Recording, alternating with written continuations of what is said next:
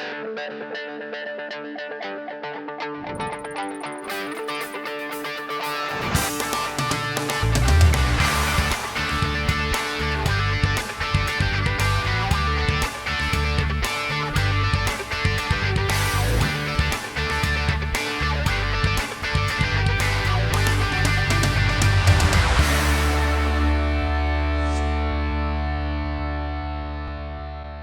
I'm Julie. And I'm Kyle. Welcome to Couple Talk. This is the second session called Listening Fully. It's been said that men use about 7,000 words in an average day, and women use 20,000 words per day. Only 20,000 words a day? That seems a little low, at least for me. I know.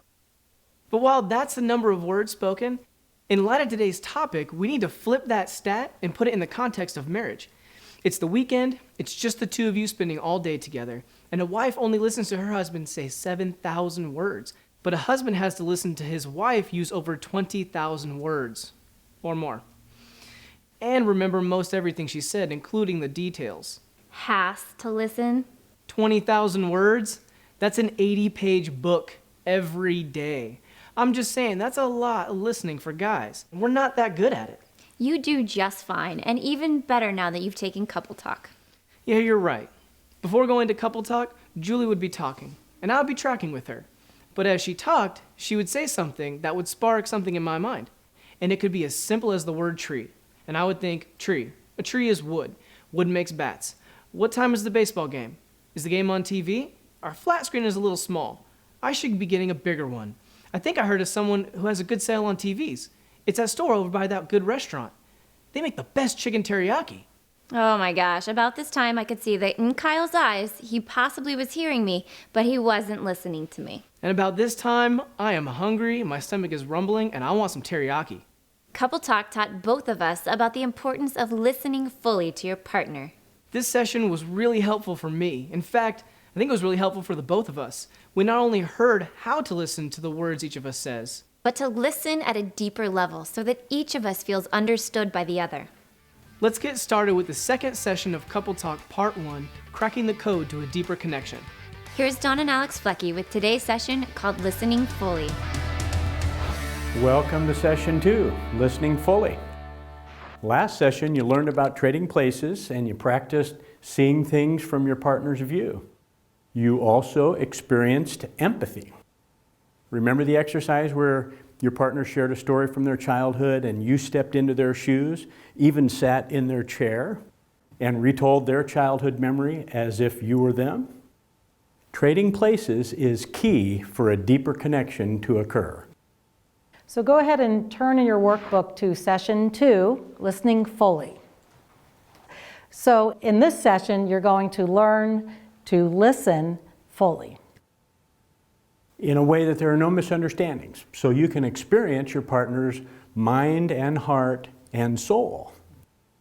So the name of it is Listening with Empathy, reminding you of how important empathy is.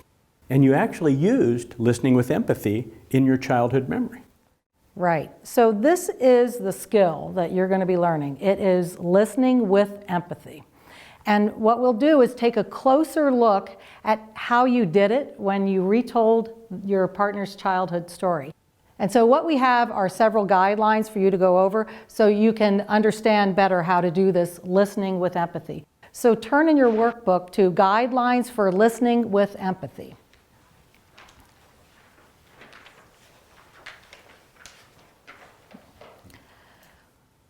Okay, so part of listening with empathy is internal. It happens inside you. And then the other part is shared with your partner. So the preparation step comes first. Check your attitude before you listen. Overcome any barriers that are preventing you from listening. And there are many blocks to good listening. And we've listed some in your workbook. Work, sports, if you don't want to hear it. I remember we had a couple who said they realized if they are hungry, it is not a good time for them to do the work that's required to listen. So they go out to eat, then do this kind of listening. Yeah. Mm-hmm. It might be that you disagree, or it might be something that's painful, or even you're just in a hurry. You've got a lot to do. Put aside those distractions and focus on what your partner is saying. Also, become open to and accepting of your partner's point of view. You can't listen if your thoughts are overwhelmed with judgment or blame or disagreement. You just can't listen well. If you're not ready, let your partner know that you'd like to have the conversation later. Right. If it's the ninth inning of the ball game, I have learned it is not a good time for Don to listen, right? That's good. So he can tell me, can we do this after the last out is over? Yeah. Okay, so then when you are ready to listen, guideline number 1 says, listen in a way that shows strong interest. So what does it look like when a person is not listening? Don, maybe you can show us if you're distracted and... Oh, maybe I'm watching the ball game and you're trying to tell me something, so I'm trying to act like I'm the remote is tuned still... in, but wait a minute, what's going on here? The remote is still in his hand, right? This is not a time for me to expect him to show strong listening. And then sometimes we get signs from our partner that as we're talking to them, they disagree with us, and we can see it in their body language, like when we were having a disagreement. I know my jaw gets tight and I get a stern expression on my face, and maybe it'll be like this. Right, so he's showing me that, you know what, as I'm saying this, he's already giving me his message. And be very careful about that. Think about how you show strong listening. What does it look like when somebody is really listening to you? How do you know that they're really interested in what you have to say? Sarah? They usually respond with nonverbal cues such as facing you. Mm-hmm. They might nod. They might nod like I'm doing? Yes, and that really makes me want to talk more. Eye contact. Eye contact, right. So facing the person, eye contact, maybe they're nodding, and that's probably what you were doing as you were practicing the childhood story, listening to your partner. So that's the kind of listening we want you to do. And as you do that, try to put your own thoughts and feelings on hold and focus in on what your partner's saying, not on what you're going to say next. Try to set that aside, okay? And pay close attention to the body language from your partner, because as they're saying words, right, like I'm listening with the remote in their hands. Pay close attention to the body language, because if they're telling you something that's important to them, their body language will also convey some things. So you want to read that also, okay? So let's turn to the second guideline.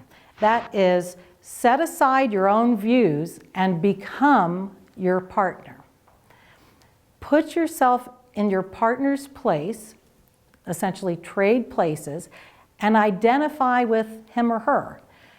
Imagine you're having your partner's experience. Imagine you are your partner having their experience.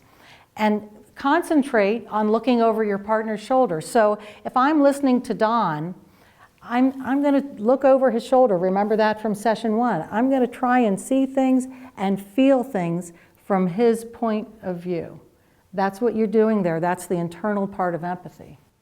For empathy to work, that internal part has to be there. We're not trying to develop a bunch of parrots that simply repeat words.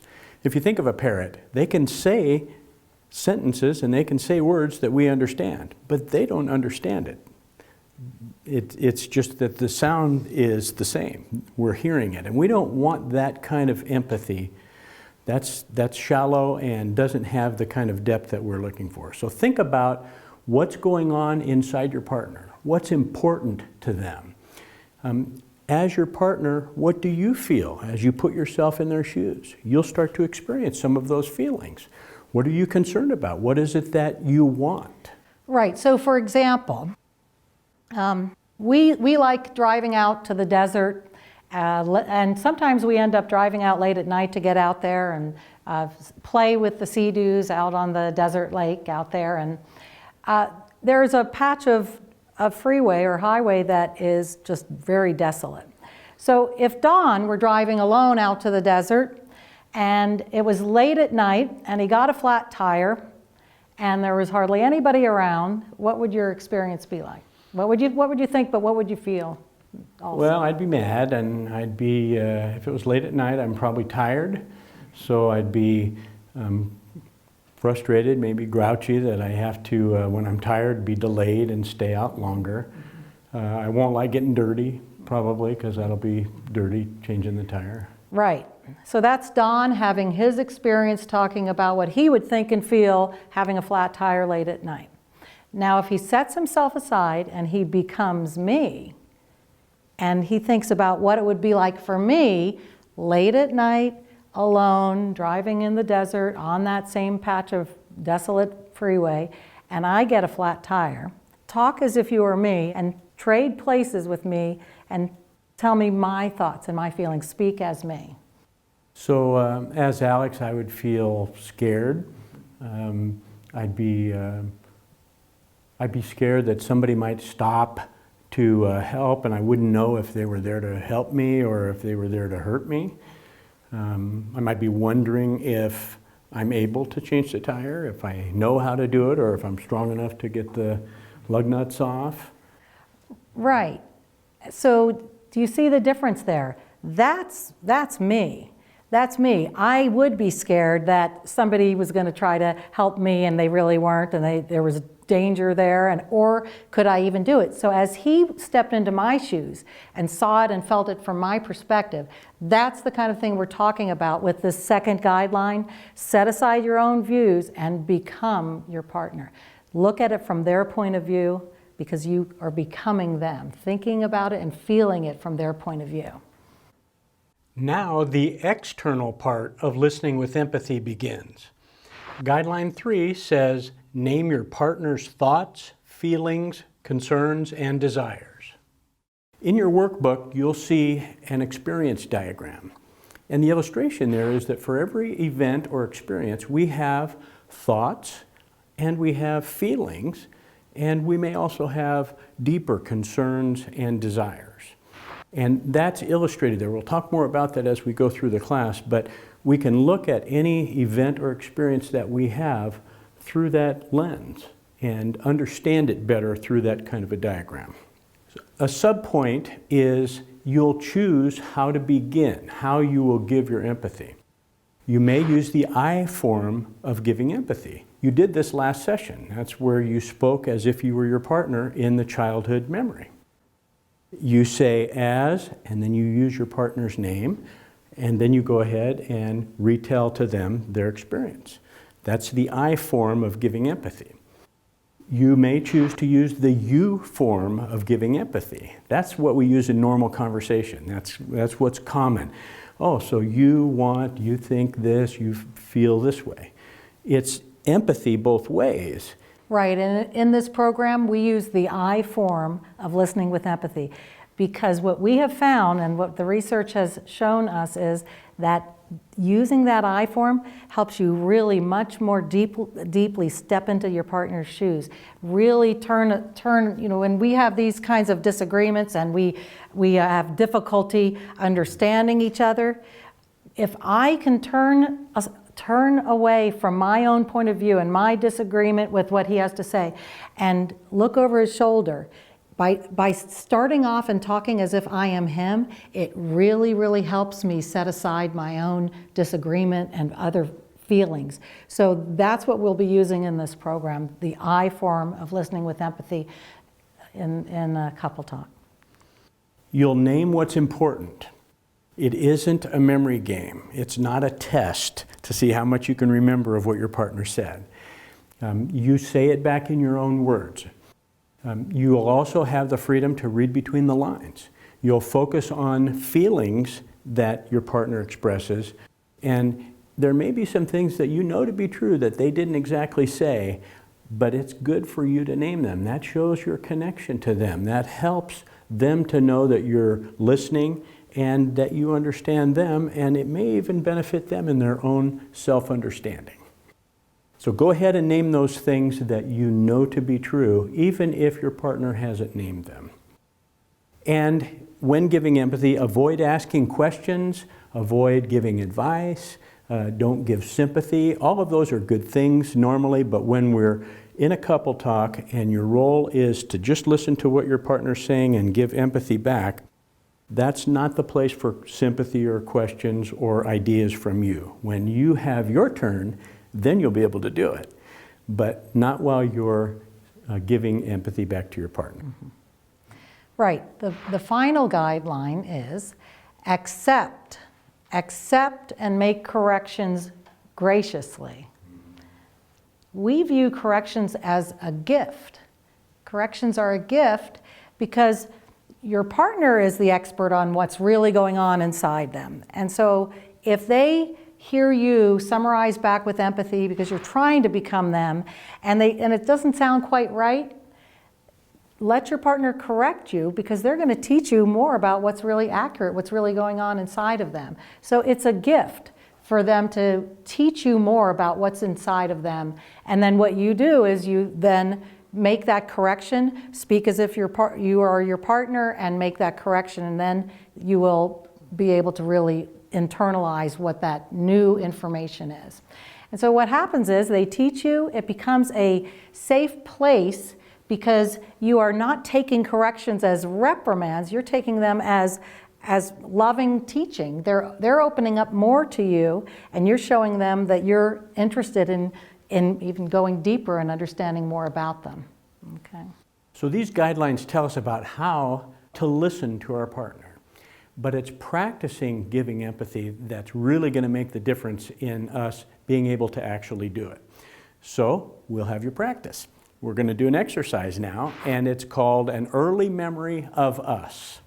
And the purpose of this exercise is for each of you to experience empathy in a situation in which both of you were involved. Here's how it'll work. You'll think of a memory from when the two of you were first dating or getting to know each other.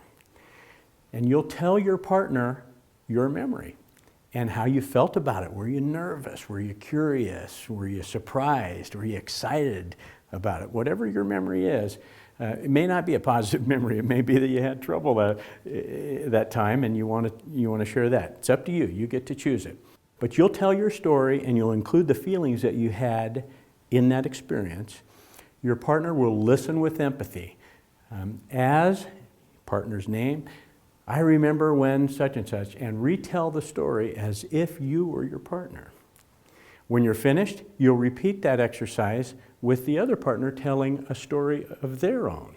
And it doesn't have to be the same story. It can be something entirely different. So together you'll maybe have two separate memories that you'll tell each other. It could be that you happen to choose the same memory and you'll talk about the same experience but from different points of view. You'll be surprised to notice there might be some differences in the way you experienced that memory. If you finish before the time is up, we want you to start again and pick another early dating memory so that you can continue to practice during our practice time. So I'm going to give you 30 seconds now to think of a memory that you're going to tell your partner. Right, and you don't need to talk to your partner because it's your own event, your own memory, so you're just on your own going to think of a memory that you're going to tell your partner. Okay, take 30 seconds to choose your topic. On your own, choose your topic for the next exercise.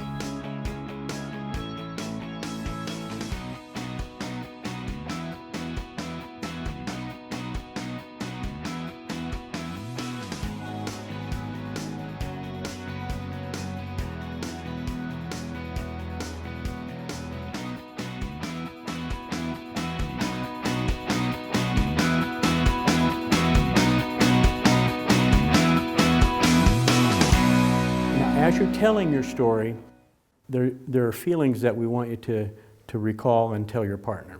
And in the appendix, there's a feeling words list. I'd like you to take a quick look at that in your appendix. And if you are looking to grasp the right word to express the feeling that you have, this can be a wonderful tool. It has in bold letters broad feeling words, and underneath those bold ones are gradations or different variations of that same broad feeling.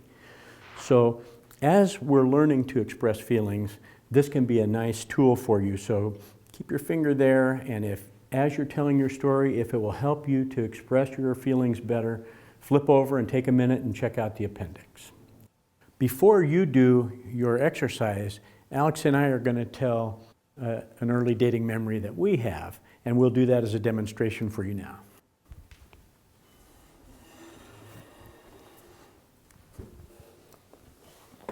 And I'll be telling my memory. Don doesn't know what I'm going to say, so this is my memory. And after I finish, we will trade places, we'll switch chairs, and then he'll become me.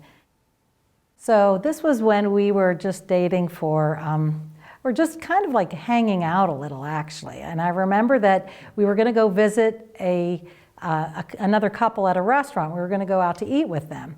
So we went together, and as we were walking in the entrance to the restaurant, there was this obviously homeless guy sitting on a bench right next to the restaurant. Yeah, right next to the entrance. So I turned to you and I said, what do we do? And I thought maybe you might give him $10 or, offer, to help him in some way. And what was surprising to me was that you said, well, let's invite him in to eat with us for dinner. And I went along with it. I was kind of shocked. I wasn't sure who this guy was, inviting this homeless guy into a nice restaurant. So I kind of felt like all eyes were on us at the restaurant, and that's not a favorite feeling of mine. But there was just something kind of nice about it, because I thought, well, if this guy is willing to kind of think outside the box in this way and do this for a homeless guy, then maybe he might be a good guy. Maybe he is somebody to kind of keep getting to know. So that's my memory. Okay. Let's trade places. Okay.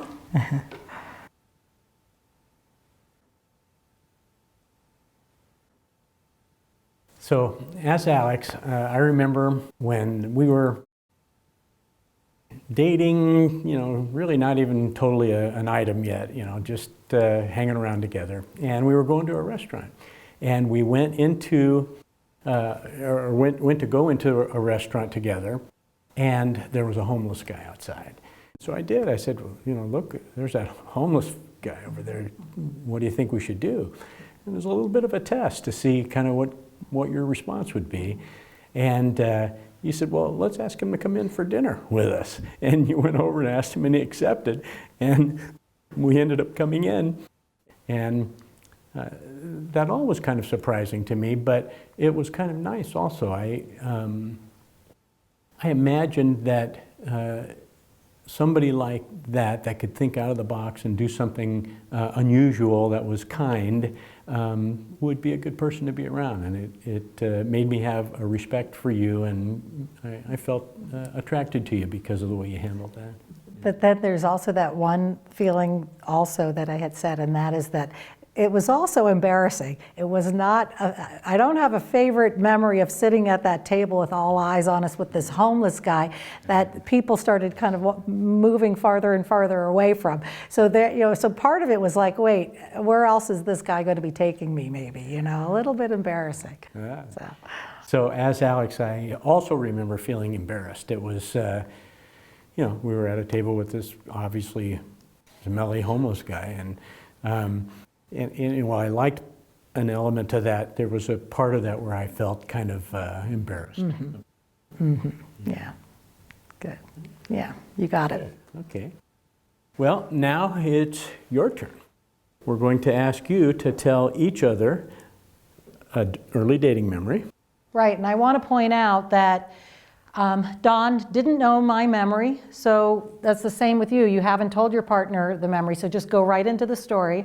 And remember that you were there as your partner's telling the story. You're maybe going to be remembering some things, so remember to try to set that aside because you're focusing in on your partner's memory. So I don't know what Don's memory was of that, if he even remembered it. You have a vague memory of it? As you told it, I remembered it, but I hadn't thought about that in years. And his name turned out to be Gerard, and we ended up giving him a ride to his hotel. He was at a homeless place. And so anyway, I do want to tell you that you just don't don't take over, don't let your memory take over. Go ahead and just listen to your partner, tell their story as if you're them, and try to set aside any memories that come back to you. You can talk about it later after we're done with the exercise, but right now it's about stepping into your partner's shoes and trading places. So we'll have you turn your chairs so you're facing each other knee to knee. We'll let you know when we're about halfway through. There will be a signal, and there will be another signal when there's just a minute left, so you can begin to wrap up. And at the very last few moments, the music will come louder, so you know that it's time to regroup and come back together as a group. All right? So have some fun telling each other some early dating memories. Ready, go. Turn your chairs so you're knee to knee with your partner and begin the exercise.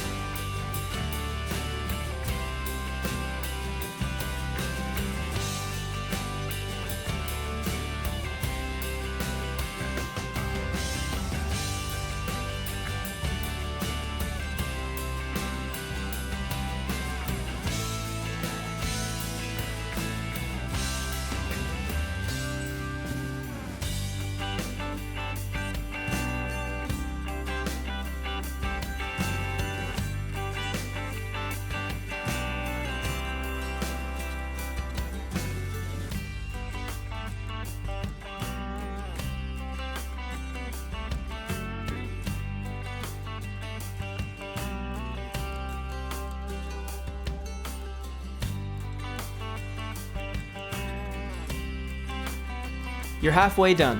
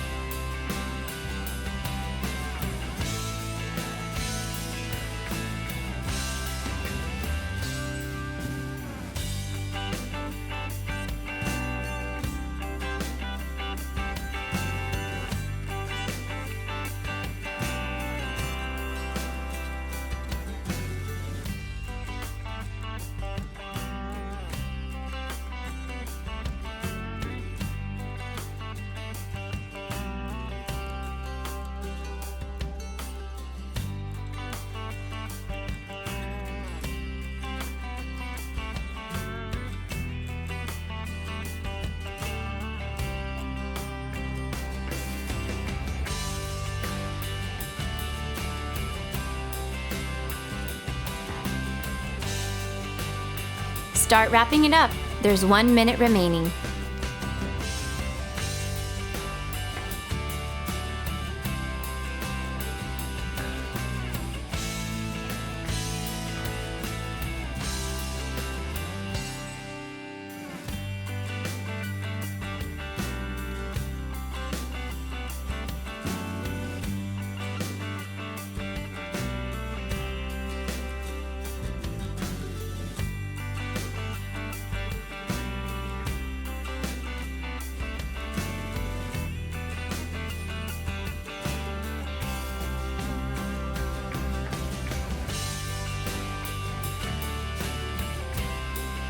Time to return to the group.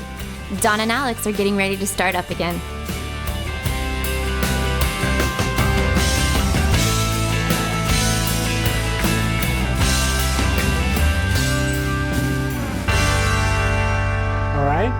take a minute to answer some questions from the workbook. Look at your workbook and mark the debrief on your own.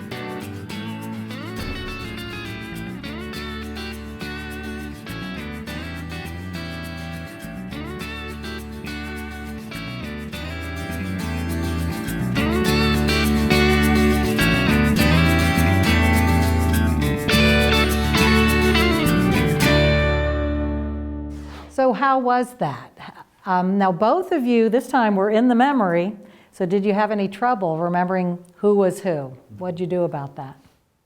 It was a little difficult, but it made it helpful to keep saying I as Carissa, and it kept me in her memory and being able to recognize who I was retelling it. Right. So actually repeating that as you're talking and sometimes saying, you know, I as Don, I, as you're doing it will help remember that you are not there. It's really you talking as if you're Carissa. Right, exactly. And also the switching chairs that we asked you to do probably helped you too. Step into their experience better, more deeply. Mm-hmm. Yeah. Anybody else? Well, I was a little distraught about accepting the corrections, but I had to remember that it was a gift. Yeah. Yeah, exactly. Because sometimes the correction comes because as Sarah is listening to you retell the story, she realizes, you know, that maybe the feeling was different, and so she wants to tell you, no, it wasn't quite that way, it was more this way or that. And so it's not so much even correcting you on saying something wrong as opposed to her saying, oh, I'm learning more about my experience and I'm going to teach you more about it too. So either way, whether it was you did something wrong or she's just teaching you more, that it's turning out different for her as she's hearing you tell it, either way, it is a gift. So that's good. You got the right attitude there. Yeah. Yeah. So how do you feel right now after sharing that memory and using this listening with empathy? How do you feel between the two of you? Yeah, Tia. I do feel closer, and I think the best part was just being able to share that experience again through their eyes. But it was kind of hard because he would talk about something and I remember it, so I'm like daydreaming about it and like reliving it in my head. And it's like, oh yeah, he's still talking, and then I have to like remember to focus. So I think focusing is very important. And like they were saying too, just repeating like as Jarrell, it kind of keeps you in that perspective instead of switching it, because we were both there, and I have my own feelings and his might be different sometimes. Yeah. Good, right. So it can be really difficult when your memory, your own mind kind of takes you over to your memories of when that early experience happened. Now imagine what it's like when you're talking about a conflict issue, and I'm supposed to focus in on him and what he's thinking and feeling because I'm getting ready to, summarize it with empathy. But my mind or my emotions are being dragged back to my disagreement, my hurt feelings, my anger. It's very difficult to do. That's why we're having you practice with these really fun exercises in the beginning, because then later in the program in part 2, when we get to cracking the code to handling conflict, you're equipped. You've done it and learned that you actually can become closer as a result of it, and you'll be surprised at how you may end up becoming closer at the end of a conflict discussion, because you set yourself aside for a while and really felt the feelings of your partner who you disagree with. So that's the goal. Yeah. Mm-hmm. And there's a little bit of a stair step that happened here. When you did the childhood memory, you weren't there. So you were telling your partner's memory back to them for something that you don't have an outside opinion about. But this one, you were there. And that's kind of what Adam was saying, hey, that's not the way I remember it. That's not right. And like Alex said, it's easier to work those kinds of things through and learn how to manage that on a positive topic than it is when you're in conflict. So we'd like for you now to take a minute and just talk to your partner about what this exercise was like. Go. Turn and talk to your partner about this exercise.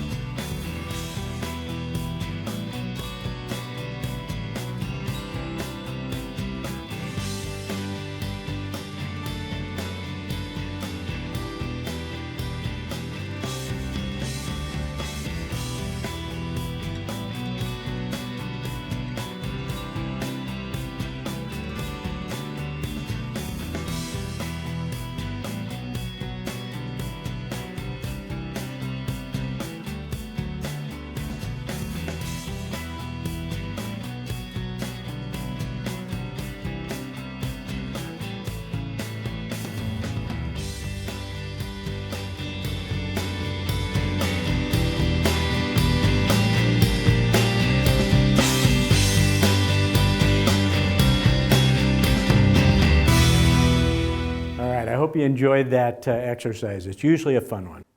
But now we're going to move on to another exercise. This one is exploring something important to me. And the way this will work is you'll talk about something that matters to you, something that you're going through, something you're wondering about, maybe something in the future. And it doesn't even have to be something that you've fully thought through. It can be something that you just want to kind of explore with your partner. A couple of years ago, decided to leave my teaching job at the university. And so we were down at the beach one day and Don said, let me just listen to you for a while. Well, I noticed that you were, a little subdued, something was not right. So he said, let me do this job of just listening with empathy. And so I started talking about what it was like for me to leave a job where I had been 20 years. And I started with, I'm kind of nervous about, what my next steps are, and he listened with empathy. Yeah. As Alex, I'm just really not sure what's next. I don't know what's coming. Right, and I was just exploring it, saying, I realize I've been there a long time, and I like having my routine, and it's very comfortable there. And so he listened with empathy. Yeah, as Alex, I had a kind of a regular pattern, a routine that was natural and comfortable, and now I'm leaving that. And then as we kind of went for a while, it started to hit me, I moved when I was like 10, and it was one of the most distressing events in my life. And this was starting to bring back some of those feelings because these people knew me for 20 years. And so I started talking about that and what it was like to leave people who I care about and who really know me. And he was able to give empathy to me as if he were me. What did you? As Alex, I'm really realizing that I feel sad about leaving. It's going to be hard to leave these people. And I'm even noticing a connection to when I moved from Philadelphia when I was 10. So as he kind of repeated it back and summarized with empathy, I was learning more about myself. And so I kind of went deeper and could make more connections. So that's our goal for you in this exercise. We won't have as much time as we had on the beach. It was like 45 minutes. What I thought was, she just doesn't seem, herself quite fully. After we started into that and got into it, you were in tears, and a lot of emotion came out that was kind of in there, and I don't think you knew about it at the time. Right. I think you kind of learned about it as you explored, and I didn't say anything to you like, oh, what about this, or do you remember that, or don't forget you're going to have this good thing in the future. All I did was just listen and let you go where you went. Yeah, for 45 minutes, he was just really focused on empathizing with me. So that's our goal for you, and so we're going to give you a short amount of time. It could be that you just have enough time for one person to start exploring something important to you, but we want you to get started on this. And again, go ahead and switch places, trade places, switch your chairs with each other this final time as you're doing this. As you are telling your partner this thing that's important to you, pause every 30 seconds or so and allow your partner to summarize back with empathy. It can be difficult to remember if there's too much content, so you'll find your own rhythm. Some can remember more and some less, and each couple is different. So we're just suggesting that you not go too long. And if your partner gives empathy and it's not right, go ahead and give them that gentle correction. And remember that it's not reprimand, it's not punishment. That's a gift you're giving. And if you're the one who receives the correction, take it as a gift. Oh, okay, he or she wants me to really understand it fully, and I want to also, so how nice that I'm getting that cleared up. So we've listed some possible topics in your workbook. For instance, a personal goal perhaps that you have, or perhaps a spiritual question that you've been exploring, or an upcoming new phase of life. Maybe you're going to become a parent soon, or you've left college and you're on the job market. So think about the topic that you would like to explore with your partner. We'll give you a few moments to choose your topic. On your own, choose your topic for the next exercise.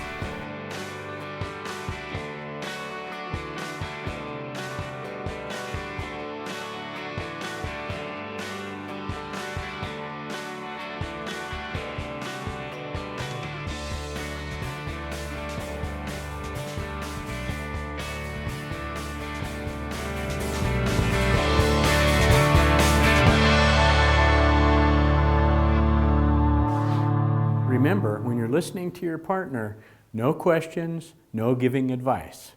All right? So, ready to go. Turn knee to knee with your partner and start the exercise.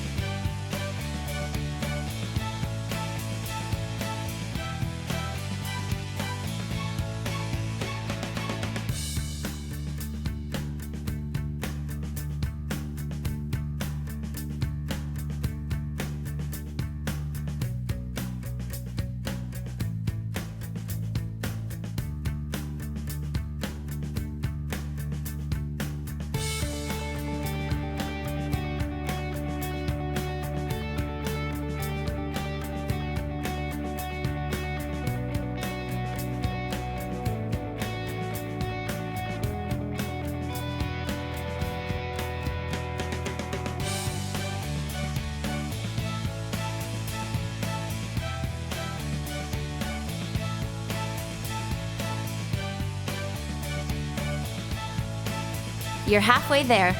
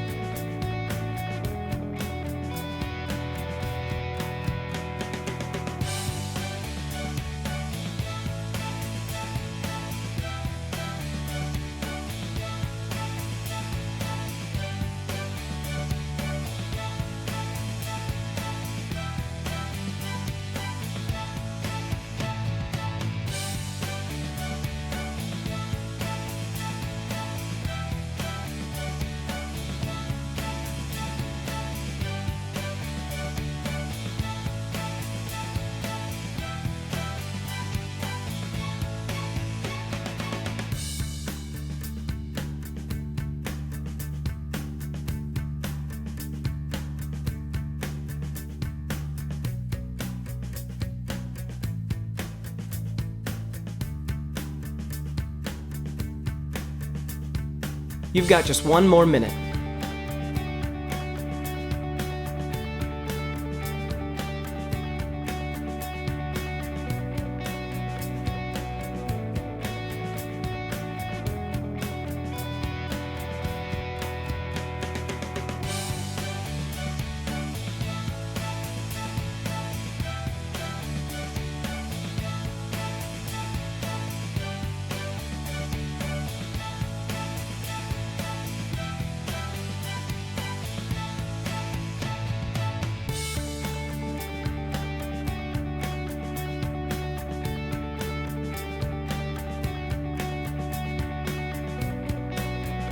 Time to return to the group. We're getting ready to start up again.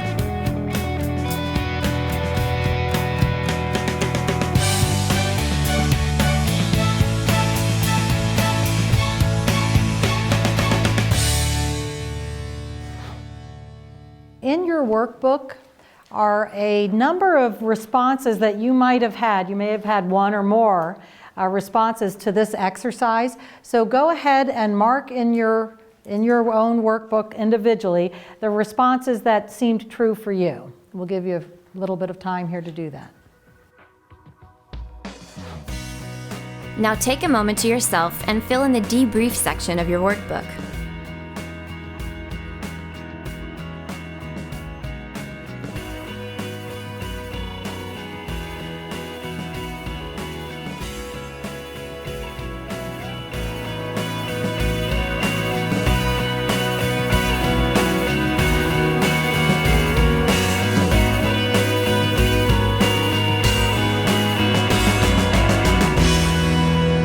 Okay, so as you were the one exploring this topic that was important to you, what was that like? How did it feel to have your partner listen in that way to something that was important to you and summarize back with empathy? How did that feel to you?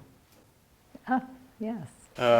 Felt very vulnerable, definitely, because it's like you are being very open with your significant other, and you're trusting them with your emotions. Yeah. Yeah. Mm-hmm.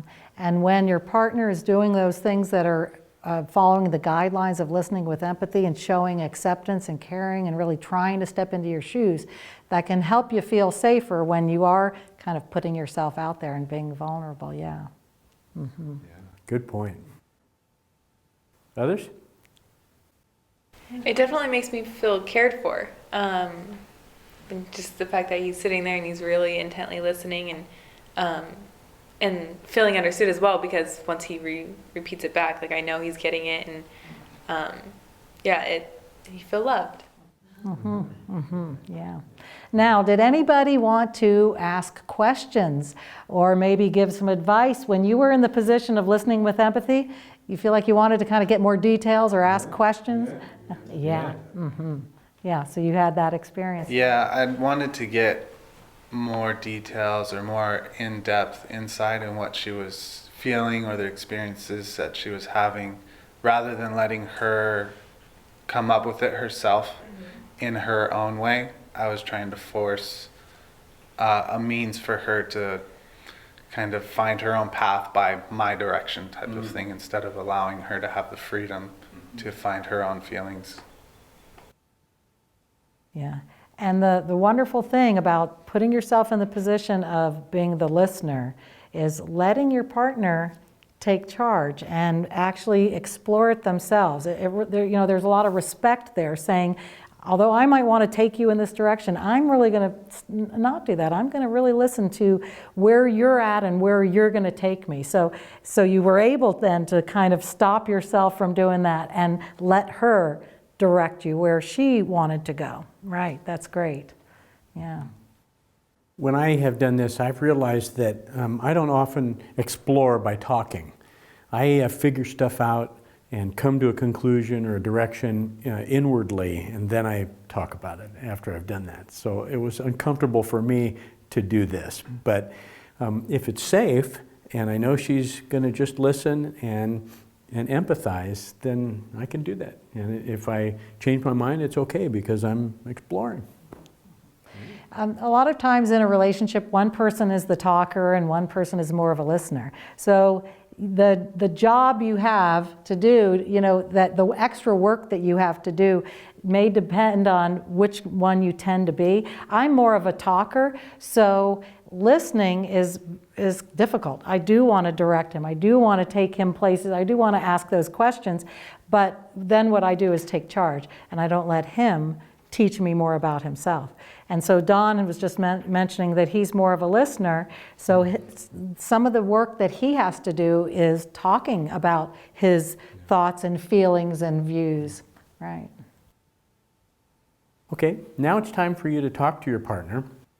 What if your partner asked you for this gift, said something like, I'd like to just explore something that's going on with me. Would you take some time and just listen? How would that be for you? Talk with your partner. 1 minute. Go. Turn and talk to your partner.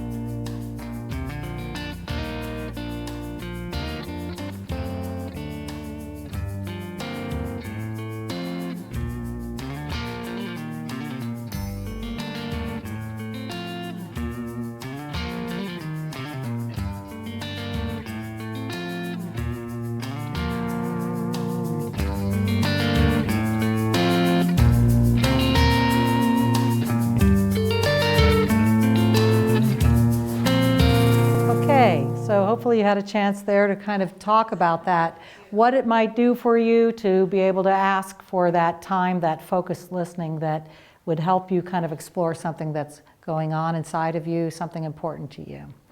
Now we want to turn in your workbooks to cracking the code to a deeper connection using listening with empathy.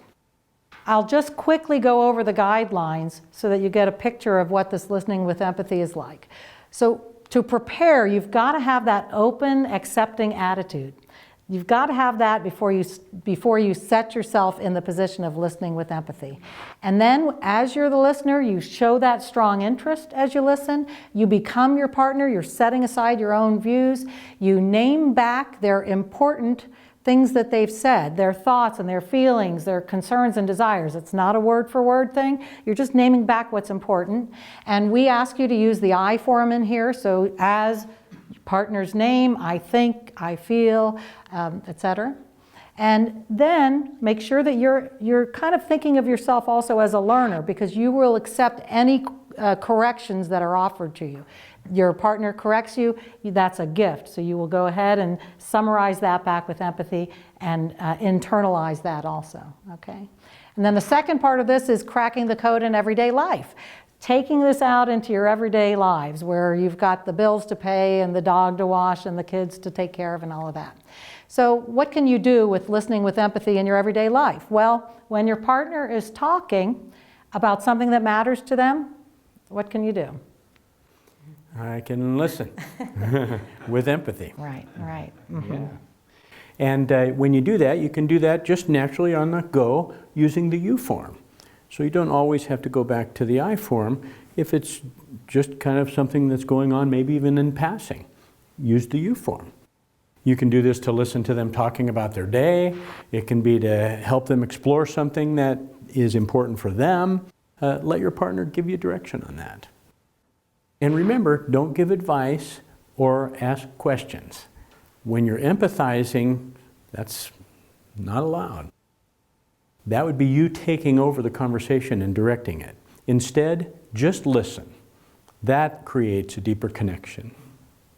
And implied in your attitude as you're listening, implied with empathy is this value of acceptance, accepting your partner, and that they have a different point of view and a different experience. And we have a cousin I wanted to tell you about who had an experience recently with his girlfriend and was talking to me about it afterwards, and he said, Hey, you know, my girlfriend, she's been working at the same place for 20 years, and it was a job that she only had to drive 4 miles to.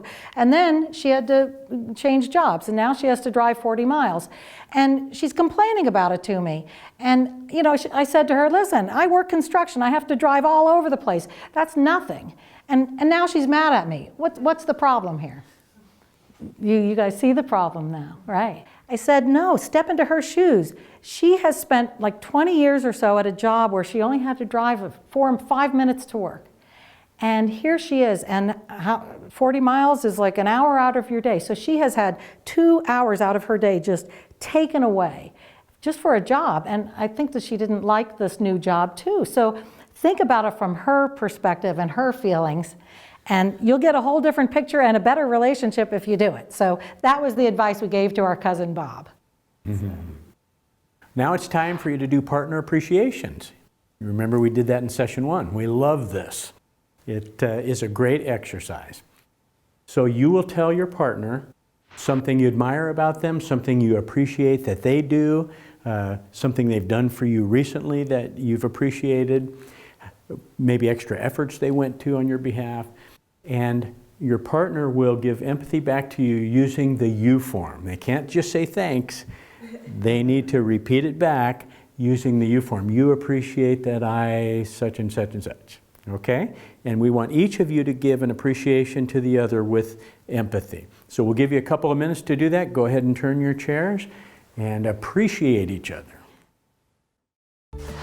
Turn your chairs so you're knee to knee with your partner and begin the exercise.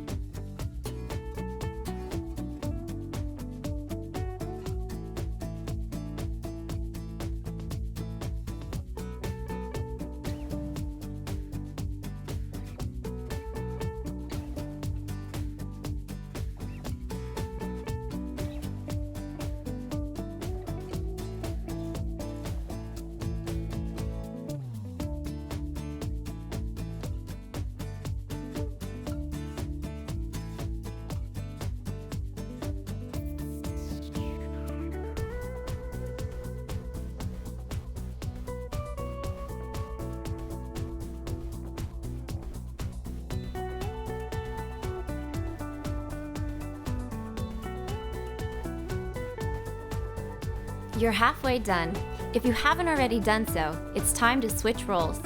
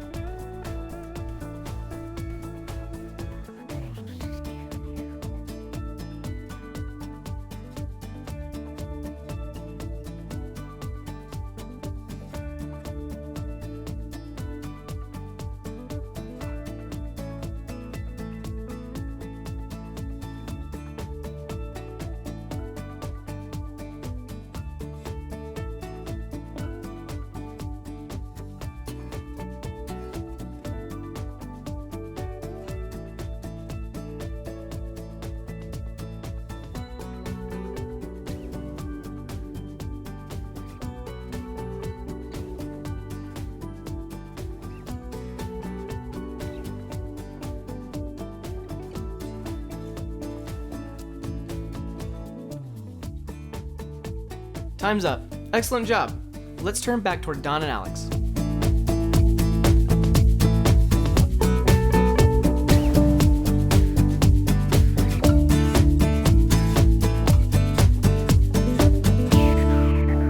We love these appreciations. We'll be doing these toward the end of each session. It's really been great to be with you today, and We will see you next session when you will learn about expressing yourself. This was such a powerful session. It sure was. To recap, you learned how to listen by looking beyond the words, underneath just the facts, and into the heart of your partner. In other words, you learned how to listen with empathy. But this doesn't happen by accident. You need to set distractions aside and give your partner your full attention. Rather than offering your own opinions or thoughts on the topic, you put those on hold so you could put yourself in your partner's place. No advice, no questions, no input. It's time to focus on your partner's thoughts and feelings. And this is because when your partner is sharing something, there's usually more than meets the eye. As the experience diagram shows, we may only talk about a small part of an issue, but there's a much bigger part below the surface. Listening fully helps expose deeper thoughts, feelings, concerns, and desires. It makes all the difference during discussions and leaves you feeling more connected and more cared for. I remember the first time I had to talk as if I was Julie. It took me a few times not to mimic her voice. But by talking as if I was Julie, it really helped me set aside myself, stop thinking of baseball, TV, or food, and to focus on her views. I have to admit that it was a little weird for me too at first. This session taught me that there is so much more to listening than hearing your partner's voice. Well, that's it for listening fully. Remember to check out the Making It Real section during the week. Try sharing another Memory of Us exercise with your mate. We'll see you next session when we focus on expressing yourself. Have a good one.